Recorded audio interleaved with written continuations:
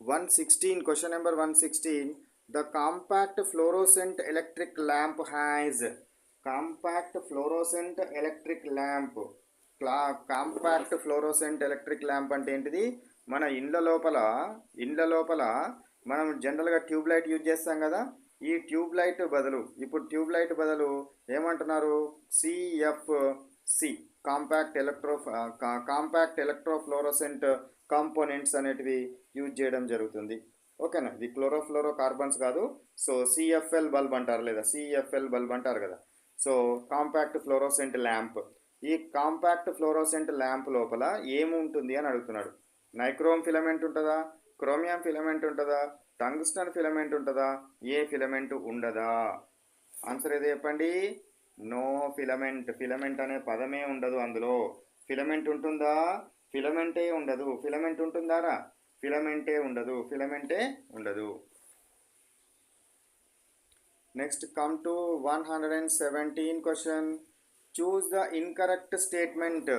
ఇందులో incorrect statement ఏంది అంటున్నాడు. MCB stands miniature circuit breaker. MCB works on the magnetic effect of current.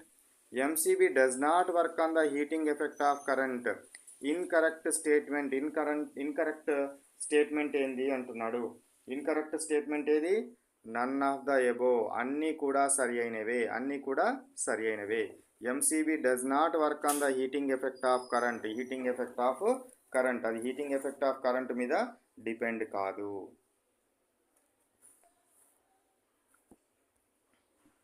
118. Choose the statement which is incorrect. ఇందులో incorrect ఏది అని అడుగుతున్నాడు. Incorrect ఏది? A fuse works on the heating effect of current. A fuse consists of a short length of tin plated copper wire having low melting point. Next one, a fuse is a safety device which prevents electric fire and damages electric appliances due to excessive flow of current. So ఇందులో అన్ని కరెక్టే ఉన్నది. ఏ కరెక్టే, B కరెక్టే, C కరెక్టే. So that's why wrong statement, incorrect statement ఏమీ లేదు. Answer is none. Answer is what? నన్గా మనము తీసుకోవాలి. None of the above. Next question number 119. Question number what? 119 question చూడండి.